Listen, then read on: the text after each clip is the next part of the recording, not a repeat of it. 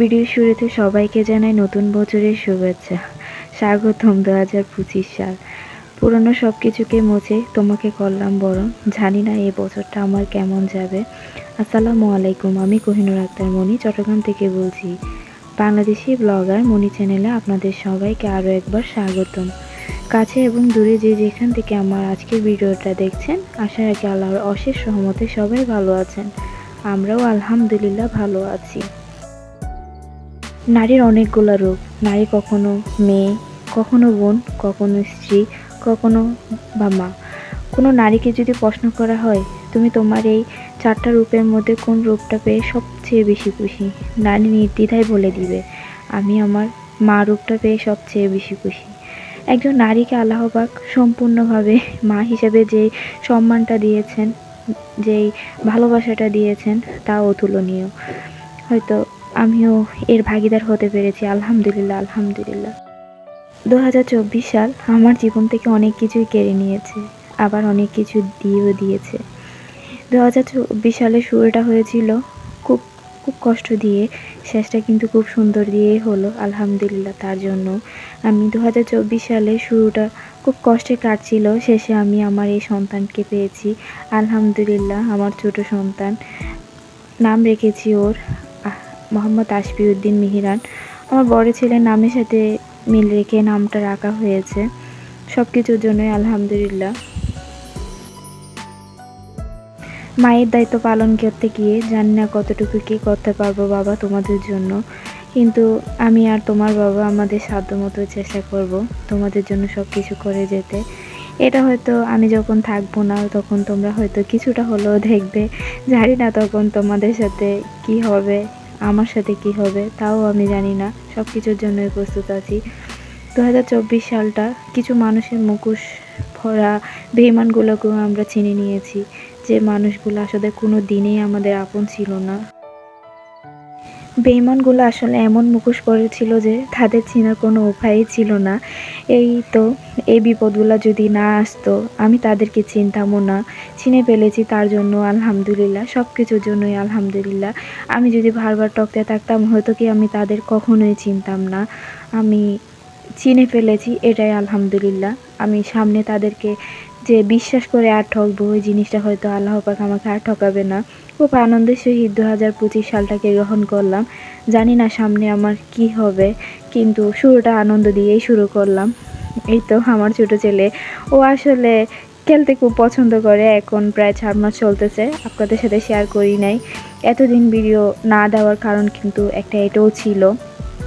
Video যখন শুরু করেছিলাম আপনাদেরকে তো বলেইছিলাম যে আমি অনেকগুলো কারণে ভিডিও দিতে পারি নাই, তার মধ্যে হচ্ছে আমার ছোট ছেলের জন্ম কারণেও আমি কিন্তু ভিডিও দিতে পারি নাই। এই তো এখন ভিডিও দেওয়া শুরু করলাম, জানি না কতদিন দিতে পারবো। শুরু তো করলাম 2025 সালের মধ্যে, দেখি পারি কি না। আমার যতটুকু সাধ্য আমি চেষ্টা করব। আমি আপনাদেরকেও পাশে চাই। ভিডিওর এই পর্যায়ে এসে একটা রিকোয়েস্ট করতে পারি, আমার ভিডিওতে এখনও পর্যন্ত যারা আছেন প্লিজ আমার চ্যানেলটা সাবস্ক্রাইব করে দিবেন। ভিডিও যদি ভালো লাগে একটা লাইক দিয়ে দিবেন। ভিডিওর ভালো কিংবা মন্দ যেটাই হোক আপনি কমেন্ট করে জানাতে ভুলবেন না। এই তো সকালবেলা হানিফের আব্বুর অফিস 5টার দিকে, তখন তো আর অত ভোর উঠে আমার রুটি বানাবো সম্ভব হবে না, যার কারণে রাতের মধ্যে একটু করে রাখছি যতটুকু পারি। ছোট বাচ্চা নিয়ে হয় কি সব কাজ আসলে গুছিয়ে উঠতে পারি না, কোনোটা করলে কোনোটা করতে পারি না, এই নিয়ে আমার সময়টা কাটছে। খুব আনন্দের সহিত গ্রহণ করতেছি কাজগুলোকে, যদি বেদনার সহিত গ্রহণ করি তাহলে কিন্তু কোনোটাই কাম হবে না। তো আনন্দের সহিত আসলে বাচ্চা যখন বড় হয়ে যাবে, ওরা যখন যে যার কাজে ব্যস্ত হয়ে যাবে, তখন তো আর আমি তাদেরকে কাছে চাইলেও পাবো না।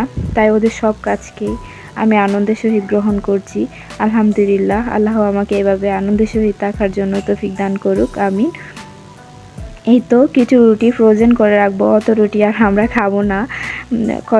কতগুলো রুটি ফ্রোজেন করে রাখবো, আর কতগুলো রুটি রাতের মধ্যে নর্মালে রাখার জন্য একটু ছেঁকে নিব। ওগুলা ছেঁকে নর্মালে রাখবো, হালকা একটু গরম করব, জাস্ট অতটুকুতে সকালবেলা হানিফের আব্বুকে গরম করে টিফিন দিয়ে দিব। সকালবেলা আসলে অত ভোর উঠে রুটি বানানো আমার দ্বারা সম্ভব হবে না। যদিও আবার সম্ভব হয় তখন বাচ্চা উঠে যাবে 7টার সময়, আর অত তাড়াতাড়ি উঠে যে ঠান্ডা পানি নিয়ে গাটাগাটি করব ওটাও আমার শরীরের জন্য ক্ষতি হবে, বাচ্চার জন্য ক্ষতি হবে। তার কারণেই আহানাফের আব্বু যেহেতু রাতের বেলা বাসায় ছিল তাই এই কাজগুলো করে নিচ্ছি। এই তো একটু ছেঁকে এটা নর্মালি ফ্রোজেন করব, সকালবেলায় নিয়ে ফেলবো আহানাফের আব্বুকে অফিসে টিফিন দেওয়ার জন্য। জাস্ট দেখেন আমি হালকা একটু গরম করছি, এভাবে গরম করে নামিয়ে নিব, আর কোনো কিছুই করা লাগবে না। সকালবেলা আসলে আমরা একটু তেলের জিনিস যারা খেতে পছন্দ করি, আমার বড় ছেলে আহনাফ ও কিন্তু অত তেলের খাবার পছন্দ করে না। সকালবেলা রুটি হলেই ওর কিন্তু খুব ভালো লাগে, ও সকালবেলা রুটিটাই বেশি পছন্দ করে, যার কারণে আমাদের প্রতিদিন সকালে রুটি বেশিরভাগ সময় চলে। সকালবেলা আসলে শুকনো যে রুটি আছে আর হচ্ছে এই যে তেল ছাড়া যে জিনিসগুলা খাবার, ও খাবারগুলো খেলে কিন্তু স্বাস্থ্যের জন্য কিন্তু ভালো। গ্যাস্ট্রিকের যে একটা সমস্যা সবারই থাকে, ছোটো হোক বড় হোক সবারই এই সমস্যা ভোগান্তিতে পড়তে হয়, তাদের জন্য কিন্তু সকালবেলা রুটি খাওয়াটা কিন্তু খুব ভালো মনে হয় আমার। আজ ভিডিওটা আর লম্বা করব না, 2025 সালটা কেমনভাবে শুরু করেছি আপনাদের সাথে পরবর্তী ভিডিওতে শেয়ার করব।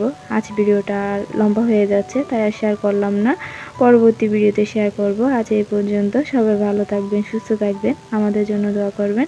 আল্লাহ হাফেজ, আসসালামু আলাইকুম।